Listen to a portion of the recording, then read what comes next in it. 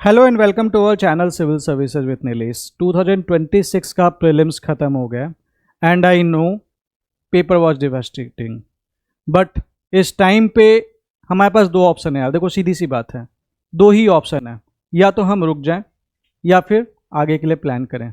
रुकना एस्पिरेंट के लिए कभी भी उसके सपोर्ट में नहीं होता, बिकॉज एज एन एस्पिरेंट अगर मेरे पास जॉब नहीं है और मैं तैयारी कर रहा हूँ तो मैं क्या करूँगा? ऑब्वियस सी बात है, मुझे चलना ही पड़ेगा। Because a warrior is the person जो तब भी लड़ता है जब वो थका होता है। Even if you are tired you will have to fight back, you need to bounce back. और इसी चीज़ के लिए I am making this video. मैं आपके साथ शेयर करना चाहता हूँ कि इस टाइम पे आपको क्या करना चाहिए। वो अलग बात है यार, देखो आपका जो कष्ट है, जो टेंशन है, आपकी जो मेहनत है साल भर की, जो इस एक पेपर ने तबाही मचाई है, उसको तो हम कम बैक नहीं कर सकते, हम उसमें कुछ नहीं कर सकते। लेकिन हम ये जरूर डिसाइड कर सकते हैं कि अभी हमें आगे क्या करना है। और इस डिसीजन में सबसे इंपॉर्टेंट बात यह है कि आपको डिसाइड करना पड़ेगा कि आप किस कैटेगरी में आते हैं। इस टाइम पे आप इन चारों में किसी एक कैटेगरी में आ रहे होंगे। या तो आप प्रीलिम्स क्वालिफाई कर रहे होंगे, अगर आप क्वालिफाई कर रहे हैं कॉन्ग्रेचुलेशंस, आप मेंस लिखेंगे। दूसरी कैटेगरी जो ज़्यादा रिस्की है वो है बॉर्डर लाइन वाली, मतलब कि आपका स्कोर नियर बाई 75 के आसपास आ रहा है। 75 प्लस माइनस 235 आप कर सकते हैं, तो मतलब 70 से 80 के बीच में कहीं वैरी कर रहा है। कट ऑफ इसके बीच में ही जाने के पूरे चांसेस हैं। तो somehow if you are here, अब दिल बोल रहा है भाई छोड़ दे, दिमाग बोल रहा है भाई अगर प्री हो गया तो क्या करेंगे, तो आपको क्या करना चाहिए ये इसके बारे में मैं आपसे बात करूंगा। एक कैटेगरी तो ये आ जाती है, और इन दोनों कैटेगरी को हम क्लब कर सकते हैं क्योंकि इन दोनों को ही एक ही काम करना है इस टाइम पे। तीसरी ये है कि you are out at this time. अब आप एग्जाम से तो आउट हैं, लेकिन एक और बात में यहां पे एडिशनल हो जाती है। एक चांस ये हो सकता है कि आपने 2 सीरियस अटेम्प्ट दे रखे हैं यूपीएससी में, तो आपको क्या करना चाहिए? दूसरी चीज, आपने कभी कोई सीरियस अटेम्प्ट नहीं दिया, पेपर बर्बाद था कोई बात नहीं, लेकिन आपने कभी सीरियस अटेम्प्ट नहीं दिया, आपने मस्ती मस्ती में दिया, then what you should do. क्या आपको प्लान बी की तरफ जाना चाहिए, जंप करना चाहिए, या फिर थोड़ा सा रुक के अपने आप को एनालाइज करने की जरूरत है? एंड चौथी चीज, 2027 या 2028 या 2029 आगे आने वाले अटेम्प्ट हैं आपके, और इस पेपर से आप क्या सीख लेके जा सकते हैं? कहीं ना कहीं तो आते ही होगे ना। अगर आप ये वीडियो यहां तक देख भी चुके हो ना, इट मीन्स आप किसी ना किसी में तो स्टैंड कर रहे होगे। वही चीज अब आप डिसाइड करिए आप कहां पे स्टैंड करते हैं, and then watch this video. But इससे पहले कि मैं आगे बढ़ूं, let us talk about the reality of 2026 prelims. 2025 में there were 9.37 lakh aspirants which who have filled the form. 2026 में 8.1 लाख बच्चों ने फॉर्म भरा था, मतलब बच्चों की संख्या कम थी, अच्छी खासी कम थी। दैट इज नियरली 1,20,000 बच्चे। 1,20,000 बच्चे कम बच्चों ने फॉर्म भरा। इसका एक और मतलब है, अगर नंबर कम हो गया तो ऑब्वियस सी बात है कंपटीशन भी कम होगा, क्योंकि नंबर कम है। दूसरी बात, यूपीएससी के रिफॉर्म्स के चलते there are less number of retakers. तो लेस नंबर ऑफ रीटेकर्स हैं, तो ये जो सबसे खतरनाक लोग हैं जो सिलेक्शन लेते हैं लेकिन फिर हर साल पेपर देते आते रहते हैं, इनसे आप थोड़ा सा इंसुलेटेड हुए। तीसरी चीज, इन रीटेकर्स में और वो जो बच्चे हर बार मेंस लिखते हैं जिनको एक्सपीरियंस भी है मेंस का, इनके साथ भी क्राउडिंग आउट इफेक्ट हुआ है।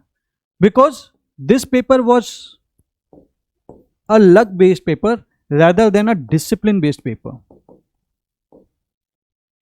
क्यों? क्योंकि पेपर रैंडम था। रैंडम पेपर में लक वाला रोल अच्छा प्ले करता है, बिकॉज भाई हमने अक्कड़ बक्कड़ बम्बे बो करके किया, हमारी किस्मत अच्छी थी, लग गया तुक्का। डिसिप्लिन वाले लो बच्चे लेकिन साइड हो गए, ये ज्यादा खतरनाक होते हैं। लक वाले बच्चों को आप हैंडल कर सकते हो, डिसिप्लिन वालों को हैंडल करने में हालत खराब हो जाती है। तो जिन भी बच्चों का इस बार प्रीलिम्स क्वालिफाई होने के चांसेस हैं, if you are on the border line और एल्स अगर आप प्रीलिम्स क्वालिफाई कर रहे हैं, then this can be a golden opportunity for you. Don't miss it anyhow, this is an golden opportunity. ठीक है, तो दिस एक बात तो मेरे को समझ में आ गई कि भाई कंपटीशन मेरे लिए कम हो गया इस बार, गोल्डन अपॉर्चुनिटी है। I have to be best amongst those जिनका कई सारे बच्चों का किस्मत से प्रीलिम्स होगा। तो मेरे लिए चांस थोड़ा सा आसान हो गया, क्योंकि डिसिप्लिन वाले बच्चों को मेंस में बीट करना बहुत मुश्किल हो जाता है।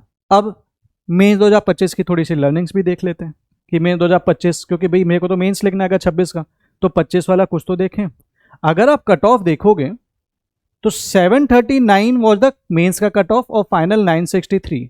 तो मेरे को ये चीज़ ये बता रहा है कि मेरे को कम से कम 700 और 739 मार्क्स तो लाने ही लाने अगर मुझे इंटरव्यू तक पहुंचना है। और अगर मैं यहां पे चला जाऊं, ठीक है, तो मेरे को यहां पे ये चीज दिख रही है कि मेरे को 963 मिनिमम लाने हैं। अब ये 963 मार्क्स लाना ये बड़ी टेढ़ी खीर है। तो it means mains is not going to be that easy. ठीक है, थोड़ा सा हमें अपॉर्चुनिटी मिल रही है, बट समहाउ अगर आप देखेंगे तो 963 is a very good score. ठीक है, तो यहां तक आप पहुंचना, अगर आप यहां तक पहुंचे तो मतलब आपको कुछ ना कुछ मिल जाएगा। सो इस स्कोर को ध्यान रखना भी, इसके बारे में थोड़ी सी बात करते हैं। Now mains is not that easy, but this year can be an opportunity. क्यों इजी नहीं है मेंस, क्यों कह रहा हूं मैं आपसे, एक बात समझना। 963 is the minimum cut off. अगर 963 मिनिमम कट ऑफ है, और आपको मैं बता दूं 1000 मार्क्स तक अगर आप जाएंगे ना, टॉपर्स के मार्क्स को देखेंगे, इस 37 मार्क्स के अंदर, टोटल इस 37 मार्क्स के अंदर मैक्सिमम नंबर ऑफ टॉपर्स सिमट जाते हैं, मैक्सिमम नंबर ऑफ टॉपर्स।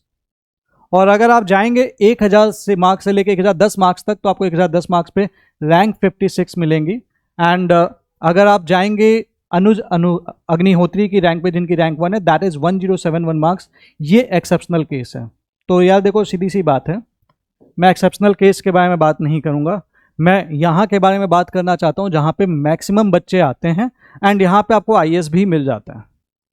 ठीक है, so this is the thing that you need to understand कि मैक्सिमम लोग यहाँ पे आते हैं। इसमें अगर आप इस साइड हैं 1000 मार्क्स के आसपास हैं तो आपको IAS मिलेगा, नहीं तो थोड़ी सी मुश्किल रहेगी। नाउ 2025 में 9.37 लाख बच्चों ने दिया। इसमें से समझना 14,161 बच्चों ने मेंस लिखा, बट सभी लोग इंटरव्यू तक नहीं पहुंचे। 12,000 के आसपास बच्चे जो थे, they didn't appear for the interview, इनको लेकिन मेंस का एक्सपीरियंस है। अब ये जो बच्चे थे 2736, इन सारे बच्चों का सिलेक्शन तो हुआ नहीं, 958 बच्चों का सिलेक्शन हुआ, तो मतलब 1700 बच्चे कंपटीशन से बाहर आ गए। अब ये लोग क्या करते हैं, ये लोग तो दोबारा एग्जाम देते हैं ना, अनटिल एंड अनलेस इनका लास्ट अटेम्प्ट ना हो। तो ये लोग जब दोबारा अटेम्प्ट देते हैं तो ये 14,000 बच्चे होते हैं लगभग, और ऐसे 14,000 हर साल लगातार आपको मिलते हैं, तो वो एड ऑन होता चला जाता है। तो ऐसे बच्चों से भी आपका कंपटीशन है। So this is not going to be very easy. आप समझ रहे हैं, just within the 37 marks 37 number के अंदर मैक्सिमम टॉपर सिमट गए हैं। एक एक नंबर की रेस है ये। तो मेंस में अगर आपने थोड़ा सा भी इधर उधर ध्यान नहीं दिया ना, तो मेंस आपका गया हाथ से, और मेंस गया हाथ से तो आप इंटरव्यू में कुछ नहीं कर सकते। और इंटरव्यू में भी किस्मत चलती है। अगर आपके व्यू पॉइंट्स सामने वाले एग्जामिनर से मैच कर रहे हैं तो आपको अच्छे स्कोर दे देगा, बट बहुत सारे अच्छे एस्पिरेंट्स जिनके एक बार यूपीएससी में इंटरव्यू में आपको दिखेंगे 200 और कभी दिखेंगे 150, तो वहां पे चलती है किस्मत, मेंस में चलती है मेहनत। तो यू नीड टू अंडरस्टैंड कि मेंस आपको बहुत अच्छा करने की जरूरत है। So mains is not going to be that easy, क्योंकि ये बच्चे भी आपके साथ पेपर लिख रहे होंगे जिनको आंसर राइटिंग लिखने की प्रैक्टिस है, जिनको वो प्रेशर हैंडल करने की प्रैक्टिस है, जिन्होंने बहुत सारी कोचिंग कर रखी है, जिनका कंटेंट तैयार है, जिनके लिए रिवीजन करना है खाली, जिनका ऑप्शनल तैयार है। तो mains is not going to be that easy, but at the same time इस साल अपॉर्चुनिटी भी है, क्योंकि इसमें से बहुत सारे लोग निकल जाएंगे, छट जाएंगे। So that is also an opportunity you must not miss. तो मेंस को बहुत सीरियसली लेना है आपको।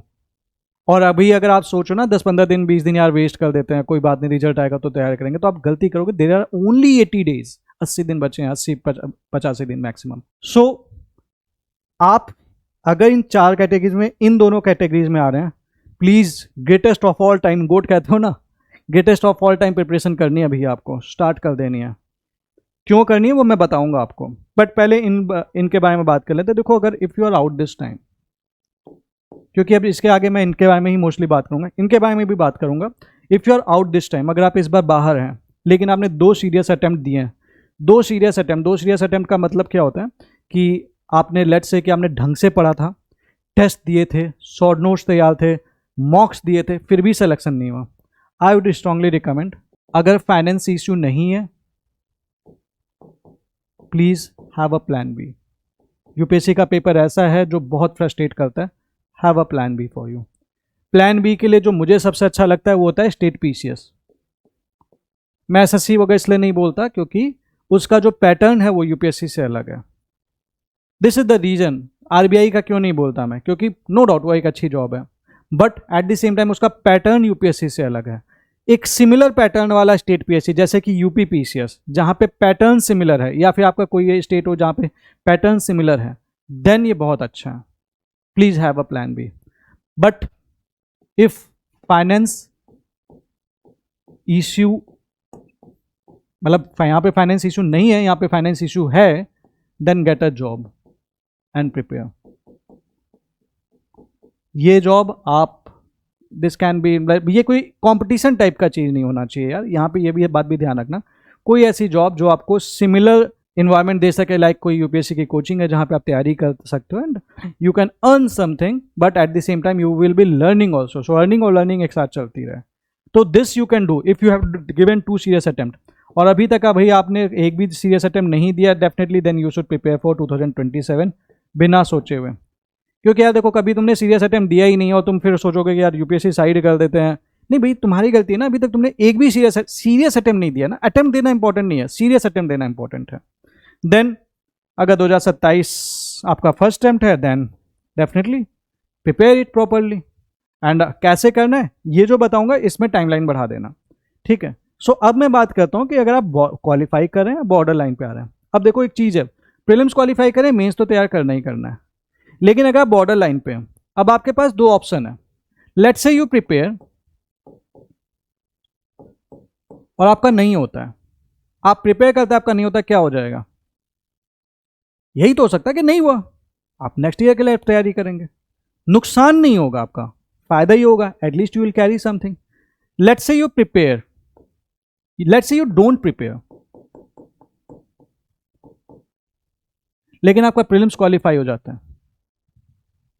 अब वो जो 15-20 दिन आपने वेस्ट किए, आपको पता ही आपका मेंस का प्रिपरेशन कितना डैमेज करेगा, कितना ज्यादा डैमेज करेगा। इनसे कंपटीशन था आपका, ये बच्चे मेंस लिखेंगे, आपकी जो प्रिपरेशन है ना, धरी की धरी रह जाएगी। इन बच्चों को बीट करना है ना, तो आपको ये 15-20 दिन आप वेस्ट करना एफर्ट नहीं कर सकते। Even if you are on the border line, you don't know कि रिजल्ट क्या होगा, लेकिन दिन रात एक करने की इस टाइम पे आपको जरूरत है। अब मेंस कैसे स्टार्ट करना है, तो देखो एक व्यू चलता है कि that even if you get to complete the paper you will get the interview call. बात सही है, चांसेस हैं, बट सिलेक्शन नहीं होता, क्योंकि बिल्कुल नीचे से अगर आपके मार्क्स आएंगे, आप एक चीज़ सोच के देखो, क्यों बोल रहा हूँ मैं ऐसा, यहाँ देखना, ये मार्क्स देखना जरा, 963 माइनस 739 कितने मार्क्स हैं? 14 2 224 225 मार्क्स का तो इंटरव्यू होता है। किसके आते हैं भैया 224? गैप देख रहे हो? तो कॉल तो आ जाएगी, इंटरव्यू नहीं दोगे, मतलब इंटरव्यू भी दे दोगे, सिलेक्शन नहीं होगा। इसका मतलब आपको इसको बढ़ाने की ज़रूरत है, इसको आपको बढ़ाने की ज़रूरत है। 739 से काम नहीं चलेगा। सिंपल सा है, कैलकुलेशन है, सामने है, देख सकते हो। ये देखो कितने मार्क्स का डिफरेंस है EWS में, 0 2 220 नंबर। कितने बच्चों के आते हैं इंटरव्यू में 220 number? This shows that somehow आपको अपने मेंस का स्कोर कम से कम, at least to be on the safer side, 800 plus तो रखना ही है, एटलीस्ट 800 प्लस, ताकि कम से कम अगर इंटरव्यू में 160 वाट भी आए तो मेरा सिलेक्शन हो जाए। This is important here. तो इसलिए मैं आपसे हमेशा कहता हूं कि एम ऐसा करो कि कम से कम 800 मुझे स्कोर लाना है। कमिंग नेक्स्ट, सो आपको इंटरव्यू कॉल चाहिए, इस हिसाब से चाहिए कि आपका स्कोर भी अच्छा आ रहा हो। उस चीज़ के लिए 2 चीज़ इंपॉर्टेंट है। पहली चीज़, आपने पेपर कंप्लीट किया हो, दिस इज हाफ इंफॉर्मेशन। दूसरी चीज़, आपका कंटेंट भी बढ़िया हो। पढ़ रखा है कोई बात नहीं, बट कंटेंट ही बेकार लिख के आओ, लिख दिया, पेपर कंप्लीट कर दिया, क्या फायदा अगर आपका कंटेंट बेकार है। ये क्वेश्चन देखना है, 2025 का सवाल है, ये GS2 का सवाल है। The reform process in the United Nations remain unresolved because of the delicate balance of East and the West, and entanglement of USA Russo-Chinese alliance. Examine and critically evaluate the East-West policy confrontations in this regard. आप देख रहे हैं 15 marks 250 words में उन्होंने आपको 4-5 questions पूछ रखे हैं. बताता हूं कैसे लिखोगे इसका. पहले तो आप इसका इंट्रोडक्शन लिखोगे, बॉडी पे आओगे तो आप क्या क्या लिखना शुरू करोगे. पहले थोड़ा सा ईस्ट वेस्ट के बारे में लिखोगे, फिर आप USA versus Russo Chinese alliance के बारे में लिखोगे. This is the question number 1, this is the question number 2. कुछ तो लिखोगे ना, क्यों दैट इज मीनिंगलेस स्टेटमेंट नहीं देते. अगर आप इसको इग्नोर करोगे तो नंबर नहीं मिलेंगे. Then you have to examine also, examine भी करना है, इवेल्युएट भी करना है. What east west policy confrontation in this regard.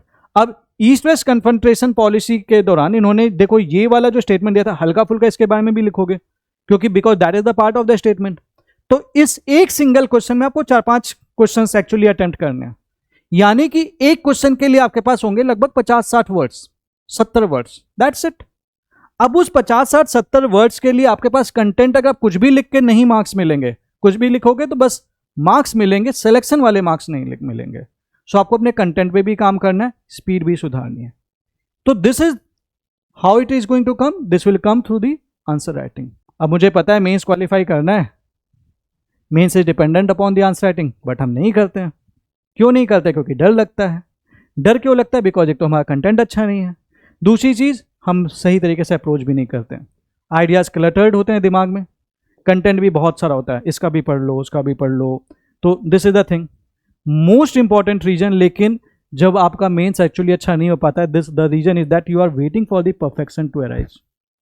कि भैया मेरा जब आंसर परफेक्ट हो जाएगा तब मैं लिखना शुरू करूंगा. This is the biggest mistake that you do in the mains answer writing. मेरा आपको यहाँ पे एक सिंपल सजेशन है, लिखना शुरू करो, आंसर अपने आप इंप्रूव होता चला जाएगा. Now there is this Japanese principle, kaizen principle. Kaizen principle Japanese ये बताता है कि जापानीज लोग क्या करते हैं, दे फोकस अपॉन, वो परफेक्शनिज्म का वेट नहीं करते हैं. They don't wait for the perfectionism. उनको पता ये नहीं आएगा. What they do, they make the things, they improvise,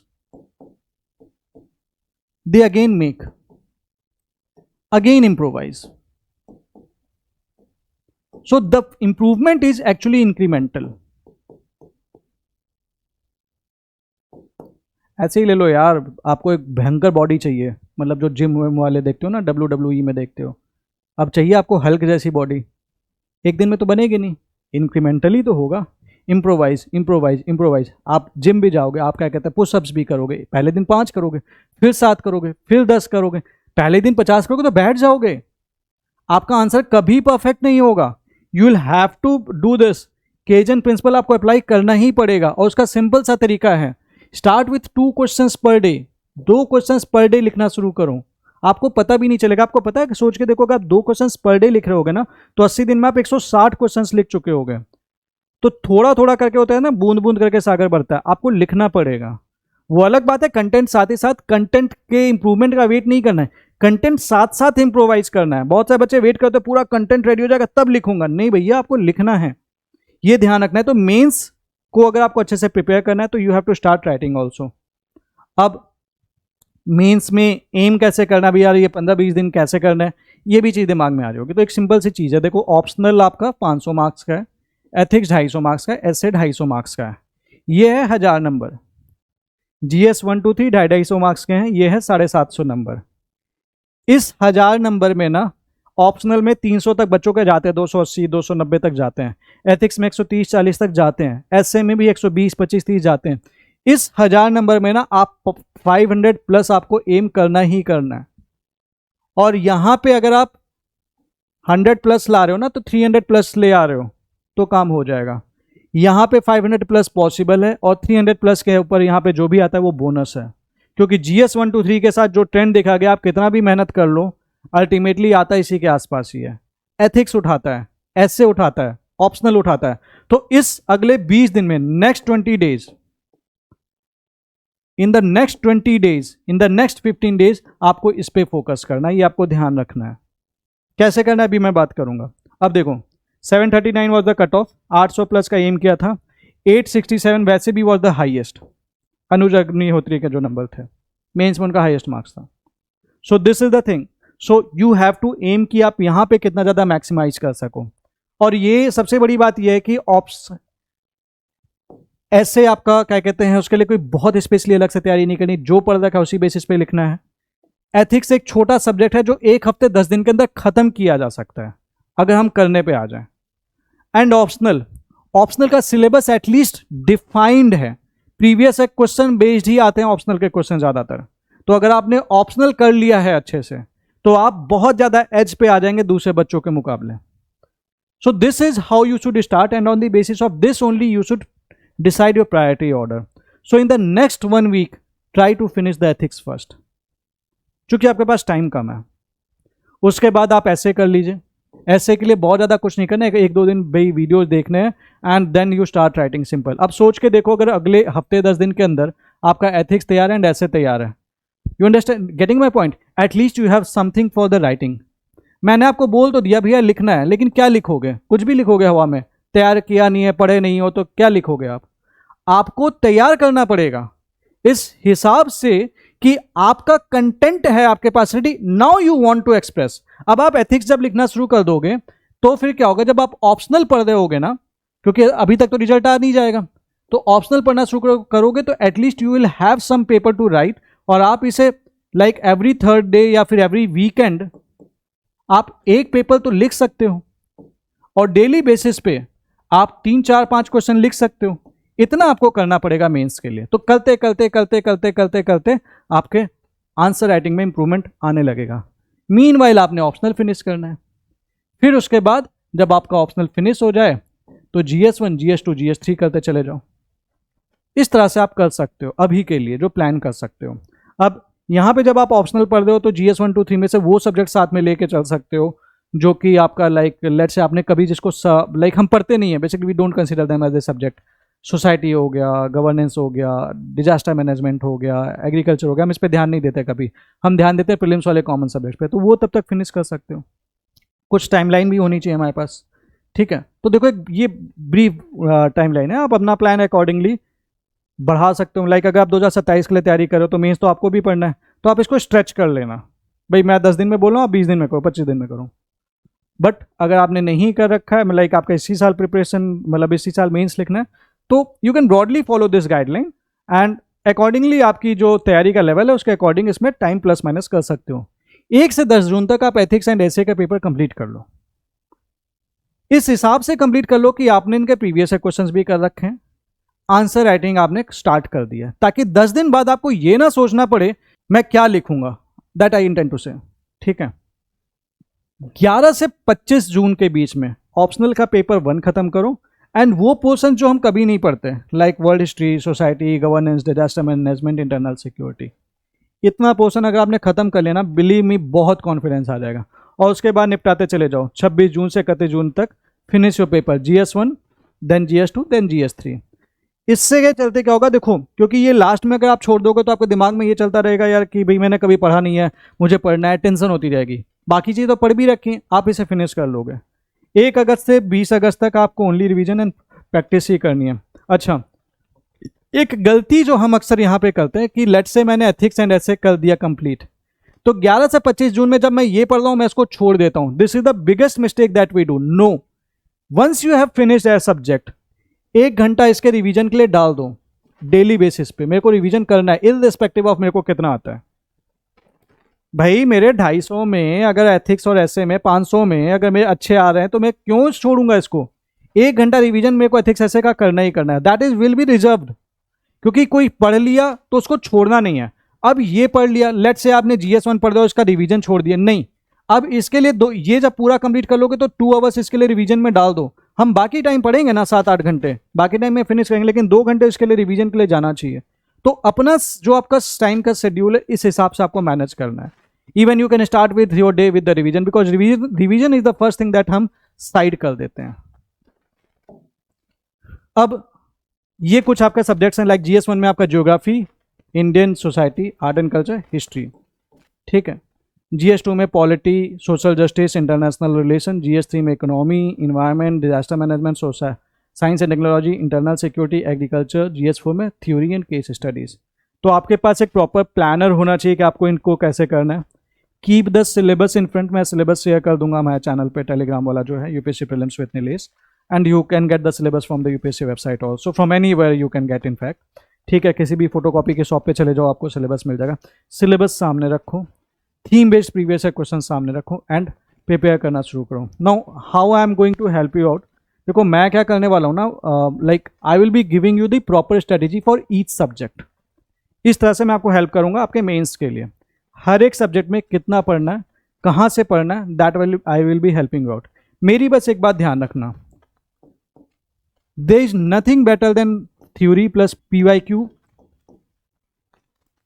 theme based preparation, there is nothing better than that. अगर आपको मेंस क्वालिफाई करना है और अच्छे स्कोर से क्वालिफाई करना है, theory plus PYQ theme based preparation है। इनफैक्ट आपको जो मैं एक एग्जांपल लेकर आता हूँ, अगर अपने इंटरनल सिक्योरिटी के प्रीवियस क्वेश्चंस कर रखे हैं, देयर आर मैक्सिमम चांसेस कि आपको रिपीटेड थीम ही मिलने वाली है, कुछ नया नहीं मिलने वाला है। एंड दैट एक्चुअली SSTO की दिमाग को बताता है कि भाई किस डायरेक्शन में तैयारी करनी है। So for that reason I will be making the video on कि आपको पढ़ना कैसे है। तो मैं आपके लिए ये वीडियोज बनाऊंगा, let me show you. So I will be making the videos upon this कि आपको इस तरह से कैसे तैयार करना है, and with in the 20-25 days मैं सभी सब्जेक्ट्स के लिए वीडियोज बना दूंगा। अभी किस सीक्वेंस में आएंगे, कुछ कुछ ऐसा रहेगा। आई will be making a video for the history कि आपको हिस्ट्री कहाँ से करनी है, how the theme based previous questions can help you, and किस क्वेश्चन को पहले करना है, कैसे करना है, ताकि आपको प्रीवियस क्वेश्चंस असिस्ट कर पाएँ। Then I will be making the video on the Indian society, then I will be making the video on the geography, then polity and constitution, then governance and social justice, then international relations, then economy and agriculture, then science and technology, and definitely the environment, then internal security and disaster management, and then this. तो इनके ये videos मैं बनाऊंगा आपके लिए, like I will be telling you basically strategy to how to cover these things। ठीक है, these are the theme based previous question booklets जो हमने बनाई हैं। तो क्वेश्चंस हमने इसमें अरेंज करके क्वेश्चंस को लाइक अरेंज कर रखा है थीम वाइज। सो इसमें से जो हमने थीम वाइज डिस्ट्रीब्यूशन किया है क्वेश्चंस का, that I will be explaining to you, ताकि आप कहीं से भी आप सॉल्यूशन पढ़ सकते हो, दैट इज अपॉन यू। तो this will actually assist you in understanding कि भैया मेरे को इस सब्जेक्ट को कैसे स्ट्रेटेजाइज करके पढ़ना है, कहाँ से पढ़ना है, सारी चीज़ें मैं आपके लिए आई will be helping you out कि आपका मेंस अच्छा जाए। दूसरी बात, जिन भी बच्चों का देखो नहीं हुआ, आई will be starting a batch also for that definitely. 2027 के लिए भी हम एम कर रहे हैं, एंड एक batch I will be bringing for the mains जो 4-5 दिन में शुरू हो जाएगा। So if you want to be the part of it you can be. Sociology के लिए भी I will be bringing the batch, and if anybody of you want to be the part of that you can be the part of the sociology mentorship batch. 0 पे हो तो उसके लिए एक separate batch होगा, एंड अगर आपने पढ़ रखा है और सिर्फ आंसर राइटिंग करना चाहते हो देन उसके लिए एक सेपरेट बैच लेके आएंगे, बिकॉज दोनों की नीड्स अलग अलग हैं। आप ऐसे बच्चे हो सकते हैं जिनका सोशियोलॉजी से आप मेंस लिख रहे हो लेकिन आपकी प्रिपरेशन 0 पे हो गई, तो you need a proper assistance to cover the syllabus also and to do the answer writing also. And अगर आपने कर रखा है, कवर कर रखा है, then you don't need the assistant to finish the syllabus, you need to do the answer writing with me. Then अगर आप प्लान बी देख रहे हैं, देन UPPSC के लिए I will be starting in December 2026 में prelims है, and I know you need a plan B for that UPPSC we will be bringing the batch. So that's it as of now जो मैं आपसे discuss करना चाहता था। So please understand that in the meanwhile कि preparation करते समय थोड़ा सा अपने आप को इस हिसाब से सिलेबस को डिस्ट्रीब्यूट करके सोचना शुरू कि पढ़ना कहाँ से, कितना पढ़ना है। एक चीज़ बस यहाँ पे चलते चलते थोड़ा सा मैं आपको बताना चाहूँगा जो इम्पोर्टेंट है, वो ये है कि हम क्या करते हैं ना, जब हमें पढ़ना होता है तो हम कभी ये नहीं डिसाइड करते कि हमें कितना पढ़ना है, कहाँ से पढ़ना है।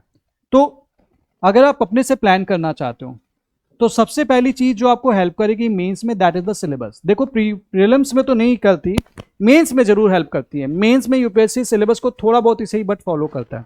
दूसरी चीज़, इस सिलेबस का कितना दायरा आपको डिसाइड करना है वो आपको बताता है आपके प्रीवियस क्वेश्चंस, और इसकी थीम्स रिपीट होती है। हाउ इट इज रिपीटेड ये मैं बताऊंगा, थीम्स आर रिपीटेड। तो इसलिए ये कहा जाता है कि जितने भी प्रीवियस क्वेश्चंस हैं इनके हमें सॉल्यूशन बहुत अच्छे से कर लेने चाहिए, ये बात आपको ध्यान रखना है। And then comes the